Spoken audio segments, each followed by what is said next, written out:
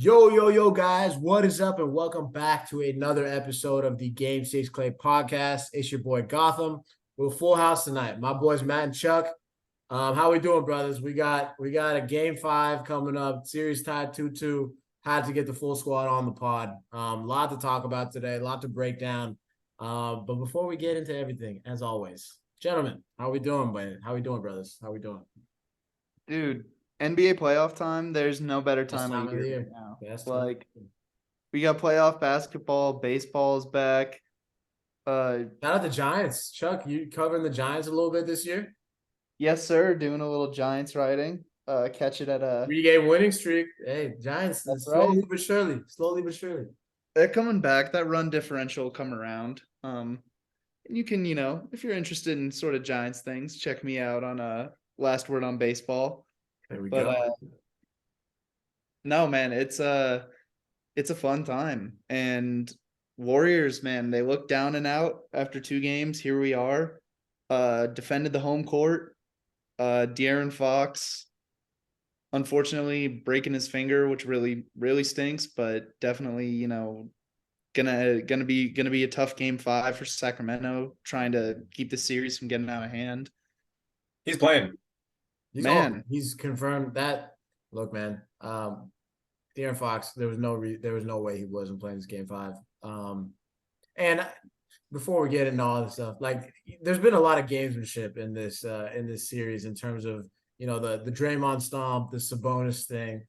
My personal hot take is, and I'm sure like De'Aaron Fox does have a broken finger. It's a little bit of gamesmanship. He was totally playing game 5 even after he broke that finger. Hope he's good to go. Actually, I don't hope he has the same level of impact, but it's gonna be a good time. But like you said, man, we are in a 2-2 deadlock here in the first round. The battle of NorCal has lived up to the hype, man. Each team holding serve at home. The Warriors could have stole game 1 on the Kings home court with that Wiggins corner 3. And in a real it's just storybook ending for Harrison Barnes, a guy that went 5 for 32 in games 5 through 7. Lost the Warriors championship in a year that Steph was injured, Bogut got injured, blew a 3-1 lead. Just could have put the icing on the cake in a magical season. For that guy to not be able to beat us, that was the most beautiful thing I've ever witnessed in a long time.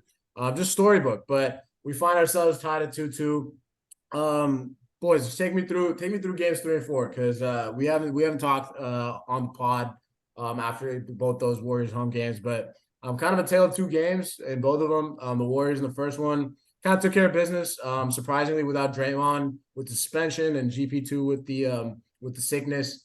But the Warriors they looked dominant from the get go. They were really getting out and running, crashing the boards. Looney on 420 with 4 points, 20 rebounds, 9 assists performance. And game 4 was completely different. It was a nail biter back and forth. Steph had a magical game as he always does, but also had one of the biggest blunders we've ever seen in his career, calling that timeout. And kind of it felt like, how the rest of the games have gone all season. You're just right there. The Warriors less than a minute up by 5, 4, whatever it is. And they find a way to lose that game. And we've seen that like at least 10 times this season. So it was kind of just like a deja vu of all the bad moments. But shout out Harrison Barnes again for not being able to hit a clutch shot when the game is on the line. We've seen that. We know who you are, Harrison Barnes. You ain't beating us. But talk me through games 3 and 4, boys. Well, what did you guys see? How the Warriors tied up the series, just the mindset coming in, just being down 2-0, first time in this core since 07, really, that Jazz series back in the day. So just talk me through what you guys saw in games 3 and 4, man. well, I think, like you said on the last play, Harry missing that shot, but I think one of the other important things that's carried them through these last 2 games is the veteran experience, and that really showed on that last play. De'Aaron Fox trying to get downhill. It's a 1-point game, so a layup or free throw attempts is as good as anything. And Draymond matching him up. Steph made that early show to kind of force him into isolation, put Draymond into a help position. Draymond comes up, makes him pick up the dribble, and that's everything they wanted right there. Like, as long as the game doesn't end on De'Aaron Fox's hands or with a layup at the rim, the Warriors are okay with it. And that's exactly what they accomplished. And, yeah, game 3 took care of business. They were down 2-0. That one kind of felt inevitable. But the Kings really did storm back with a lot of energy in game 4. And it felt at a lot of times like they could take it back to 3-1. And yeah, like you said, Steph with the timeout mistake. See Webb, That baby. was Shout out Chris Webber. Another Kings. yeah, shout out. Yeah, no, Storybook. it's a passing down tradition of legends, but man, here we are, guys. Matt's already shaking his head. Matt, talk me through it, brother. How are you feeling? Yeah, How that I need to how hear that it. played out. It's just like that the end of that game. I was gonna jump to game 4. The end of game 4 just felt like every single Warriors game this season just lumped into 60 seconds, right? It was like the timeout happened, and then it was kind of like, in your head, they're up 5. Oh, let's get there's no way they blow it up 5. Technical goes in. Of course, it was going to go in. It's technical, right? Then they hit the 3, and all of a sudden, it's a 1-point game, and you just can't believe it, right? I think Steph missed like a floater at the other end. Is that right? Yeah. Put him Went up too 3 early and on just, the clock. If you really want to nitpick, it gave him enough time to kind of come back. It's just credit to Fox for one, man. Because that was a moment where I was like, oh, like he missed. Fox has the ball. In my head, it was just it's curtains. That's it. This game is 3-1. We just watched this team. We just watched the legacy talk shift completely in my head. I was like, we're gonna deal with Steph Curry's final moments with this trio being Chris Webber timeout. But Chuck, you said it right. Steph he had a really good possession against Fox. He forced him into Draymond. Draymond came over, obviously, in the most just perfect Draymond way possible, forced the ball to a guy that I don't think it's been said, but Draymond respects very little from the sounds of it. So Harrison Barnes got that ball, but I'm not going to lie. I just don't know. I thought in my head it was just over. It was over again. It was over 10 times. It was over 100 times. Okay. There's 1,000 moments where I thought it was done, and that was one of them. The ball didn't go in. 20 people I didn't know looked at me like I was fucking insane because I was screaming, and it was great. But I think just on that note, we gotta really love up on Draymond. That guy literally guarded the whole team on Sunday. Like, he guarded every single King, and that, like, the second half he started out on Fox, if I recall correctly, the third. The guy was everywhere, man, and not having him, like, winning him without him in game 3. I mean, I know we talked about lineup changes going into game 4, and I think we were all a little surprised the Warriors actually rolled with, a non-Draymond starting lineup, and I suspect that will not happen again. I don't know if they'll start both him and Looney again. I don't know what'll happen, but the guy is just incredible. He's incredible in every way. Go, Chuck. I mean, man, like that, it kind of worked, staggering them. Like, I said they still should stagger them. The second half, they started both of them, and I think I'm with you. But like with the Draymond thing, man, like just shout out Draymond, like especially just with all the heat that he's been getting. You can say rightfully so or not, just with the suspension and just with the stomp and everything.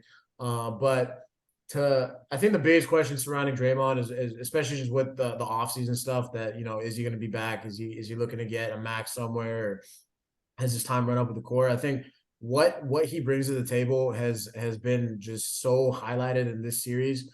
In terms of being able to be, he just wants to win, and I think that's what every single player especially in the Steph, Klay, Draymond, like that trio, it's all about winning. But Draymond really showcased that, and like you got to give the man his flowers. He was cognizant that Looney had a monster game 3, and didn't deserve to come out of the starting lineup. I think we talked about it. We were like, hey, like if you were to stagger him, which it looked good in game 3, it was just one big and then four floor spacers. Like, is it gonna? There's no way it's gonna be Draymond. And for Draymond to be able to be like, hey, like I realize what the situation is. Come off the bench, and like you said, man, just making the winning plays. There was 3 or 4 straight possessions where down the stretch there in the fourth quarter in game 4, each team was just kind of trading blows, either turnovers. And Draymond, the one that'll stick up in my mind is the one where Sabonis kind of had a free lane to the hoop. It was him and Draymond just kind of picked his pocket right there. Wiggins dives on the ground,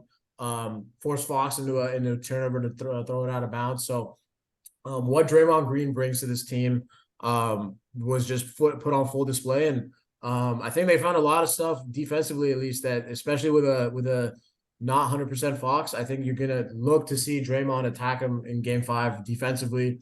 You got two guys in Draymond and Wiggins who have now shown that they can, not necessarily contain Fox. You're not going to contain him as a superstar. He's still going to, be able to put up the points he's going to. But the impact, the defensive pressure. You've got two guys now who, and we were kind of searching for that. Was it GP? Was it Dante? We saw what Wiggins could do. But Draymond has emerged as that second guy on De'Aaron Fox. But just the takeaway from my takeaway from the first two, or those two home games, man, is it's going to be hard to knock these guys out in terms of the Warriors. Like they have heart of champions, and they showed that in both games. To not have Draymond in Game 3 and GP and still kind of put on a clinic. And then Game 4, they, like you said, Matt, it felt like every single game that they've lost this year easily. We can count 7 to 8 games like that where the Warriors kind of tricked away in the last couple minutes. But for them to, put together, just find a way to win that game, and that's kind of been the series. That's kind of been where the series is at since you got back to the Bay. Is find a way to just get into 2-2, and here we are. I think that with the way that the Warriors have been playing, they've had 2 solid road showings. I think games 1 and 2.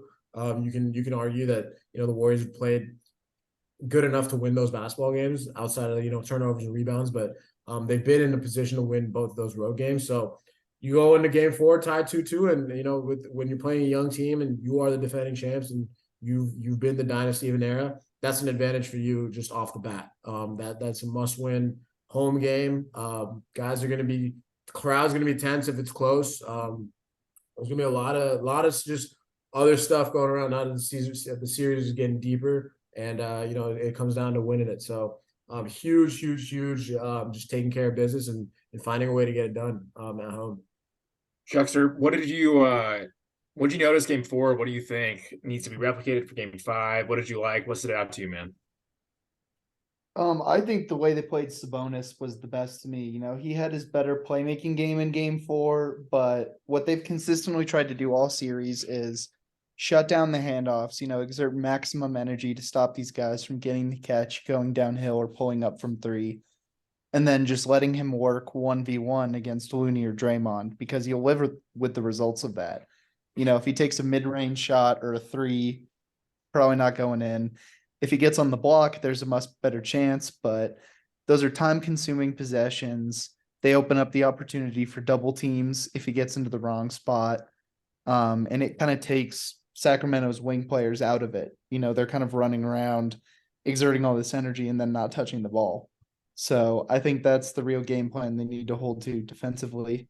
And on offense, I think, if they're going to go with the bigger lineup, you're going to need to see a lot out of Klay Thompson, really flying off these screens, getting downhill a lot, which is what he did in Game 4. He'd run these curls high. All these Sacramento, they got a lot of young guards, and they're all, they're going to go over the top of most screens on Steph and Klay just to try to prevent the 3. You got to take these guys inside sometimes. Sabonis was trying to play high on the screens to start the game. You can run past them. You can run past both of them and get to the rim. It doesn't just have to be pull up 3s. So I think that's going to be important. Jordan Poole picking his spots for drives, especially if he's playing with the bench. He's had some opportunities, where it's I get a momentary switch on Trey Lyles. Let me go to the rim. Or Keegan Murray thinks I'm going to go over this screen. Let me just take him right to the bucket. And I think he's doing a really good job too. We said we had that the Steve Kerr, arms up, arms on the head, no, yes, possession, where dribbles it off his foot, regathers it, does a little stutter step, almost falls down, and then just throws a perfect wrap pass around to Kevon Looney for a dunk. The guy is really a gifted downhill playmaker. And they're gonna need him to keep pace with Sacramento, because when they're at home, they're gonna score 120 points. And the Warriors are gonna need guys who can supplement Steph, Klay, and Wiggins. Yeah, I'm glad you brought up Poole and Klay. I thought Klay had one of his better games. People have talked about, but he looks really good right now. He looks, and I always say this about Klay, and usually this is considered derogatory, right? But I think Klay's at his best kind of when you forget he's out there sometimes. And I mean that in a way where he's taking good looks. He's fine. Like Chuck, you mentioned Klay when he's getting screens, right? Klay's finding rollers now. He's finding rollers in a way he hasn't before, and I think it's just really opening things up for him. It's opening things up for everybody. He's willing to get downhill too, and that's not a thing the Warriors really have in excess, as we know. So him doing that, him being willing to make the extra pass has been huge. I also just want to shout out again and again and again, Andrew Wiggins for coming again 2 months off. 2 months off. He's played between 30 and 40 minutes every game except for game one. The guy has. I think Fox had his best game against Wiggins last game, I thought, but I think overall in the series, Fox is still shooting below 30% with Wiggins guarding him. He's the only guy so far who I think just continues to make Fox look like he's working at least consistently until Draymond got on him. But we love Draymond guarding Fox. Right? That's awesome, but that's not a sustainable option for this team. I don't think, but obviously having that even as a potential switch, right? When if it's a Sabonis pick and Draymond's guarding Sabonis, you don't feel bad about Wiggins switching on to Sabonis or Draymond switching on to Fox at all. So it's just been huge. I think going into game 5, and it's a cliche, right? But you're on the road and they got to keep Monk and Herter from going off, because I really do think they have, as much as a team can have Fox and Sabonis figured out. I think the Warriors do, and that's not to discredit Fox, especially because he's been incredible. I just think they have the guys, they have the horses to make those guys work. But Monk hasn't gotten going in a while. The games have still been close. Herter has not been going. The games have still been close. They finally got a Keegan Murray game, and the results showed that he kept things close. He was huge for them last game. So I think going into game 5, defensively at least, it's a matter of, hey, can we keep the other guys off the table, because they're a hot shooting team, they're a hot offensive team. We know offensive teams thrive with their home crowd. So GP, DiVincenzo, Loon, even Wiggins, you got a Moody. I don't know. Any of those guys, they have to be ready to play defense next game, because that's going to win them the game. If they win game 5, you got to feel good going back to Chase for game 6. What are your thoughts, guys, on Kuminga real quick in this series? Because early on, I was very much on play him more. He played 2 minutes last game or 3 minutes, and he was bad in those 3 minutes. He was bad. Is this just a bad series? Is it tough for him right now getting fewer minutes after having a season where he played, finished the season playing 14 to 26 minutes a game? Not a good matchup, unfocused. What do you guys think? Yeah, I mean, I think it's a combination of both.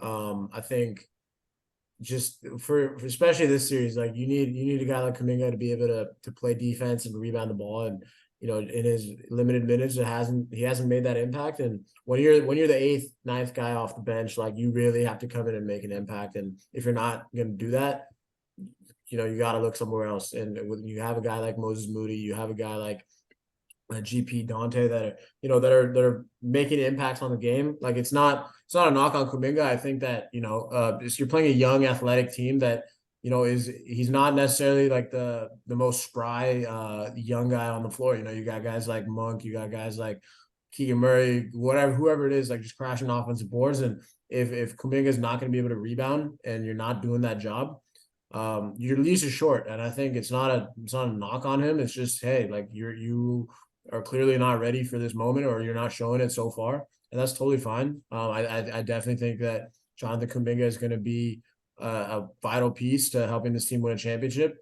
He's still got all the skills that we've seen throughout the regular season, what he brings defensively, but he just seems a little not locked in, and maybe he's 20 years old, man. Like, look, not getting playing time and after having, like you said, just playing 14 to whatever, 25, 26 minutes a night to close the season, it's probably tough. Like I'm not like, just to be out of the rotation. You see a guy like Moses Moody who's been out, just jump you in the rotation. Like, look, he's human at the end of the day. So I'm not gonna knock him against being down about it or whatever. But it's just about making an impact. Make your minutes impactful when you get out there. And I'm sure he's gonna get another chance if it's later this series or hopefully in series down the road. But it is what it is. Like it's the playoffs, man. You can't be it's not, nobody cares about your feelings at this point. Like if you're not making an impact on the floor, you're not gonna see the floor. So just get better.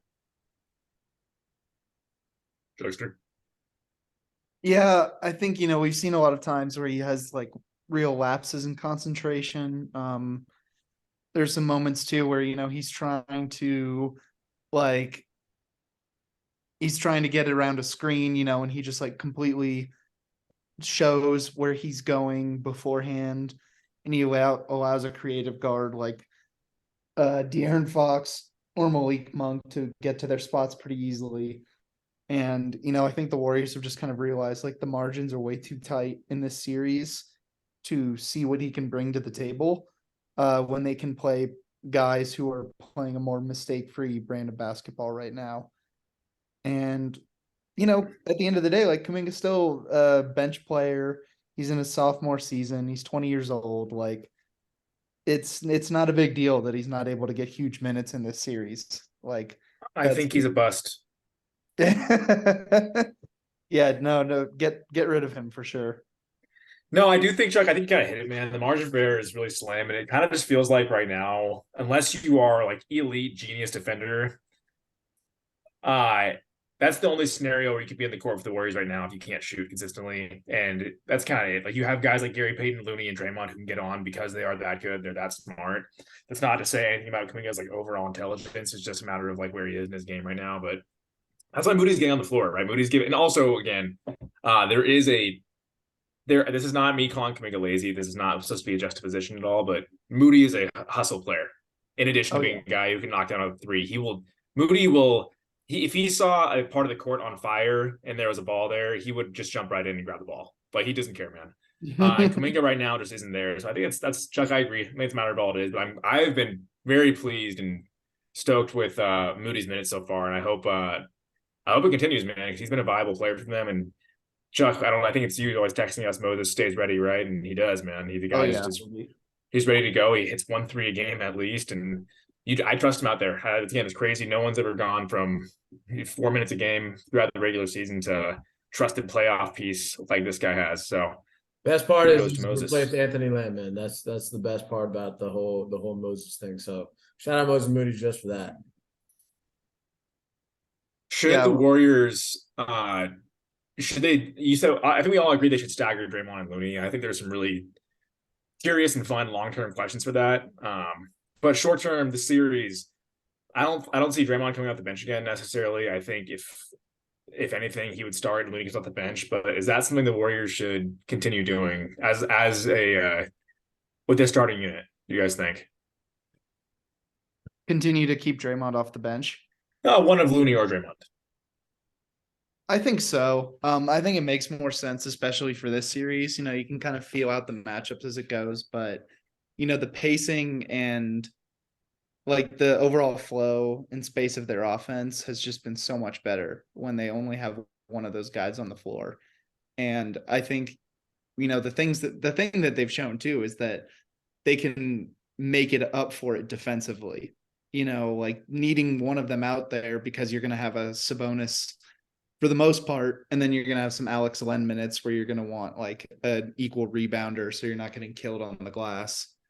Shout out to that guy too, because he was like, former, like I think he was like the 5th overall pick or something crazy by Phoenix. Did not pan out, and playing some pretty good little backup center minutes for Sacramento. And you can't go super small against him because like he's going to eat up the glass. He's got a really good touch around the rim. So, even him playing like 8-10 minutes, like he can tilt the second chance margin a little bit there. So that's why I think the Kevon Draymond stagger really works. And, if you want to play them together for some minutes, it totally works. Like it can fly for this offense because they have so much talent. But I think, for this series specifically, I think it's worth seeing, have one of them come off the bench, probably Looney, sub him off a little early, play the two bigs together, and then sort of just try to stagger them throughout the game. Yeah, I'm with you. It kind of makes me just wonder, definitely, Gotham go. No, I was about to say like just real quick. The one lineup I do want to see is the Steph, Klay, Wiggins, GP2, and Draymond lineup.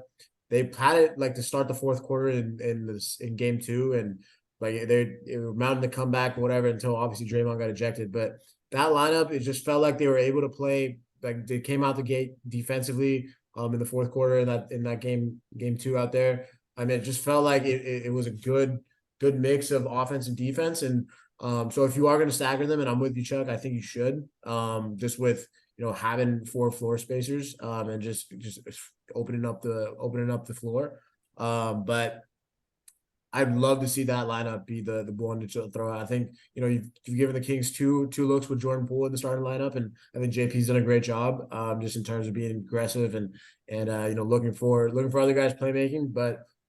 Especially on the road. I think to be able to, Sacramento's gone off to a slow start on, I think both those home games that they had in games 1 and 2. So if you're able to do that and kind of capitalize on that, we know what GP can bring, and it sounds like he's getting healthier. Obviously he was out sick in game 3 and a little bit in game 4. So that 5-man unit, I'd really be interested to see just to start off the gate. You bring a little bit more defense with Wiggins, GP2, and Draymond, and obviously you have Steph and Klay.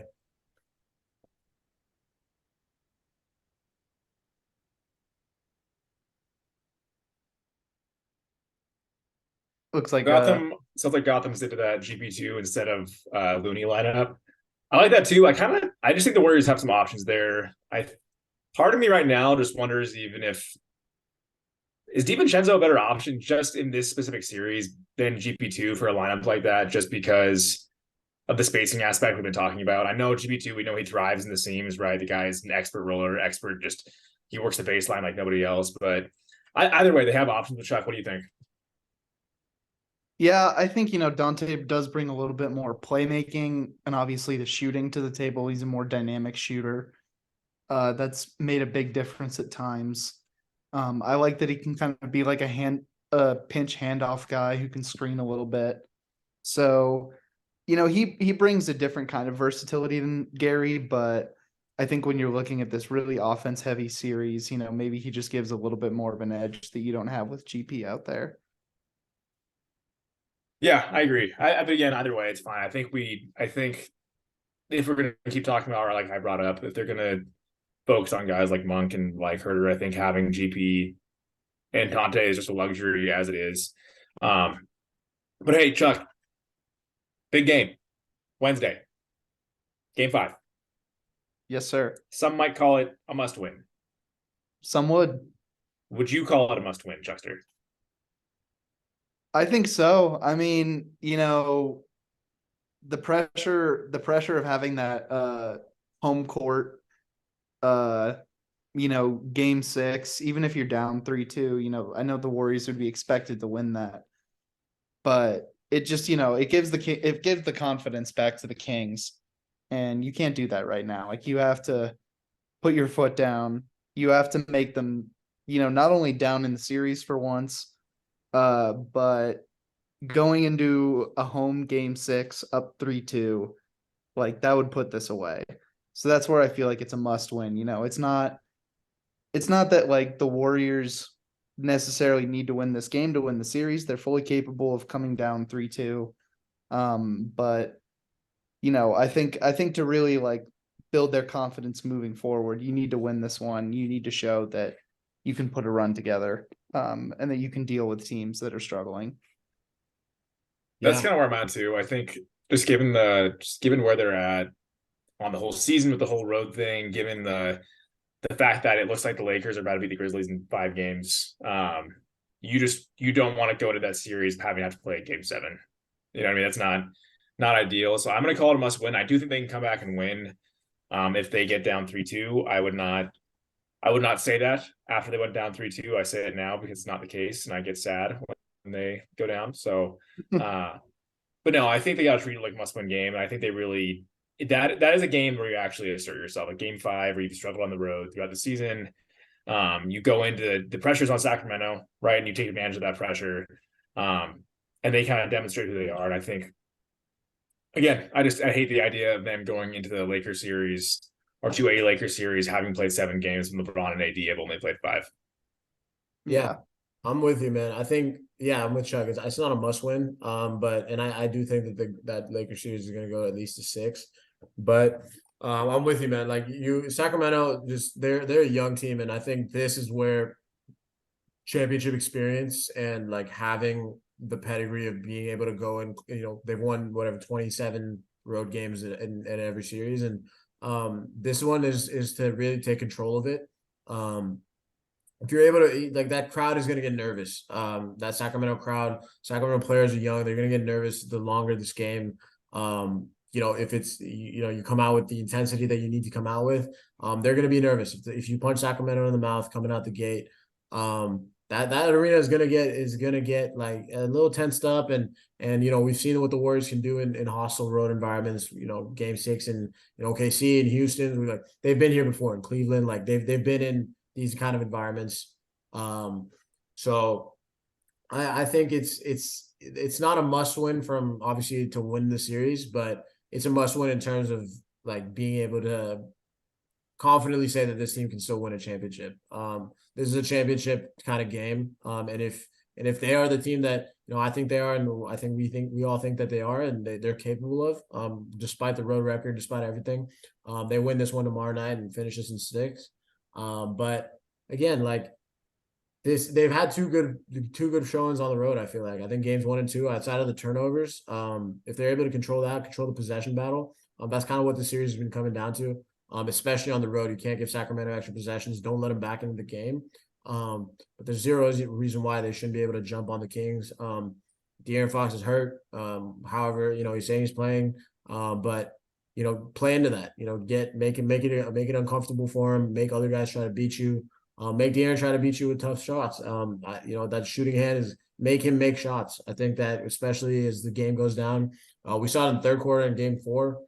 He looked tired. You're just wearing him down. So defensively, make sure to attack that mismatch. Offensively, don't turn the ball over. And there's no reason why the Warriors should come back to San Francisco with a 3-2 lead and a chance to end it. It feels like a Draymond game to me. It really does. It feels like this This guy. is a core game. No one channels their hatred as well as Draymond, or more corrosively as well as Draymond. Who knows what's going to happen? But we know he does not like the Sacramento crowd now. We know he is going to just use that hate like a Sith Lord, dude, and just channel it all into Sabonis's body. So I'm feeling good about it. I think we get a Game 6 Dre game. How's that?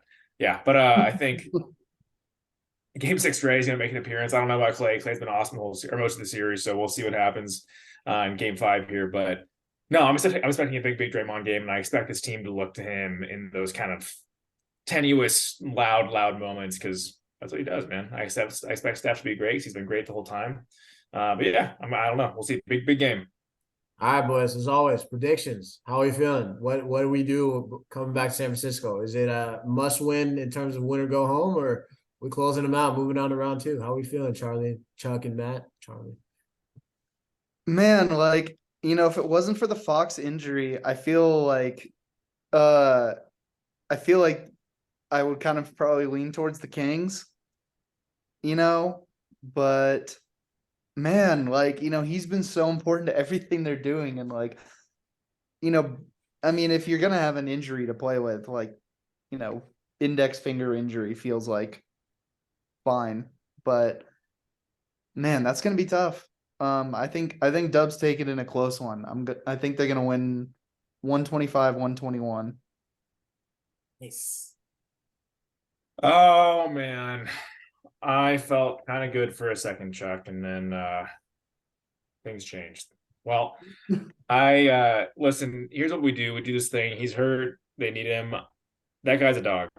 He does not stop. He doesn't stop ever. He keeps coming.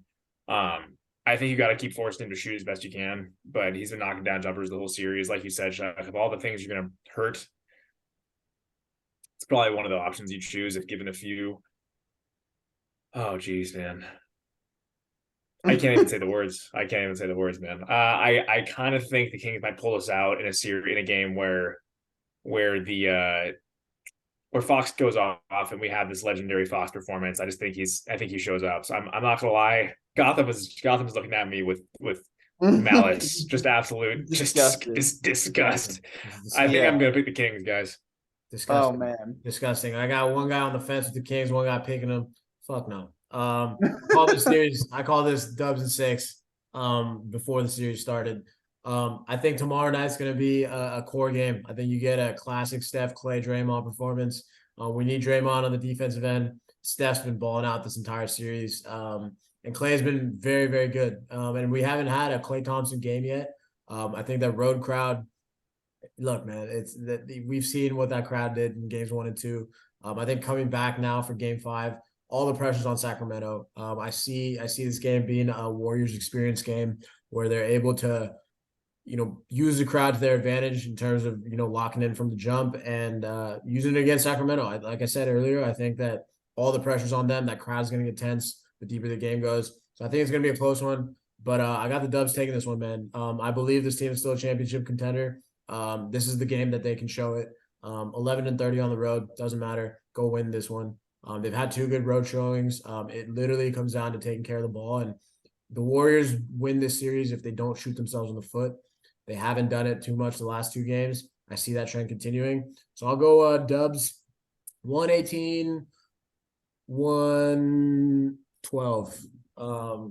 Little defensive effort there, even though it's 112 points, which is insane. I got the Dubs taking a 3-2 lead and coming back to finish the shit in 6. We're getting Steph versus LeBron in the second round. It's happening. It's just a matter of when. And tomorrow is one step closer to the greatest NBA ratings you can ever get. Again, shout out Steph Curry for that, by the way. I can dig it. We should take a quick moment before we get out of here. I want to take one, and I want to salute the great enemy Dylan Brooks for a truly inspiring showing over the course of the last week or so with retracted trash talk, horrible shooting, and just some really incredible doofusry on his end. So I want to commend him for just being a clown and poking the proverbial bear in LeBron and getting the game winner drilled in his face. Thank you. We all knew he was a bitch, but the fact that he can't stand on the trash talk and not doing the media stuff and deleting his Instagram or whatever, that's soft, bro. Like if you're gonna be a villain, like fucking embrace that shit. So I'm not surprised that he didn't have the balls to take this. Dylan Brooks, thought you were soft before, thought you were soft when you club Gary Payne in the air. Still think you're soft, brother. Our group chat is literally called Fuck Dylan Brooks. So now everyone knows. Lives up to the fucking hype. But yeah, That's great. Fuck you, Dylan Brooks. Not surprised. Completely on brand. You ain't like that, bro. You are not like that. No, man, that is an all-time. The one thing, Matt, you forgot to mention was him saying, "I am not a villain. The media has painted me as one. Media is painting me to be this." Don't club Gary Payne in the air, brother. Don't do that. Yeah. Besides that, and the dick punching and the just general like weird clowning and trash talk. Like, don't forget that he just pushed over a cameraman. I don't know. I think it's glossed over way too much. Yeah, no, forgot about the pushed over cameraman. Good call. Yeah, no, like what does he think that word means? What does he think villain means? Because clearly he tried to be Draymond, man, and there's one of one. It's hard to replicate. To be clear, like there are real genuinely villainous people in the NBA. The Warriors have one on their roster. Thank God he doesn't play anymore. But as far as, just kind of like Bruce Bowen style, like I'm going to, kind of rough you up, like Tony Allen, that kind of thing. Like like being a good villain is walking such a fine line. And Dylan seems to just be like blowing it at every opportunity. It's welcome. It's rough to watch, man. Soft. No, Dylan Brooks. Hey, they're fine in the West. They're fine in the West. They're fine in the West. Well, it's his own. What's happened, and I think what people are going to realize pretty quick is his own media finally turned on. Like Memphis media. I don't know if you guys have seen this recently. It is different variations of get this clown off the Grizzlies being pumped out daily. So Once you lose your own fan base, man, you're not doing too hot. There's another one that the Warriors and the Lakers. I'll give the Lakers credit for this one. But they sent these motherfuckers packing. And it's beautiful to watch. What a dynasty. 4 division championships, maybe not even that. 3 exits and before the conference finals. Shout out Memphis, man. Y'all wanted to smoke and didn't get shit. Sacramento, we're gonna send you home too. Don't worry about it. Before we get out of here, boys, as always, is there anything you guys got to shout out? Well, I should be having some new Giants and Warriors words coming this week. TBD, depending on the old work schedule. But you can check it out all on my Twitter at ClayTheist11. My basketball stuff for the Swish Theory and baseball for Last Word on Baseball. And also check out our pre-games, post-games on AMP. We're going live all around these playoff games. Win or lose, baby, we're there. Oh yeah, no, I got nothing, guys. Keep reading GSW Fast Break. I haven't written anything in a hot minute, but it'll be soon. Keep reading Checkster. Keep reading Gotham's tweets. They're always, again, he will inspire you. He inspires me daily, guys. My dog, yes sir. Keep following Gangsters Clay. Keep following us on AMP. Stay tuned, man. We've got a big game tomorrow. Gonna go live pre and post game. We'll figure that out. But until the next episode, guys. Peace.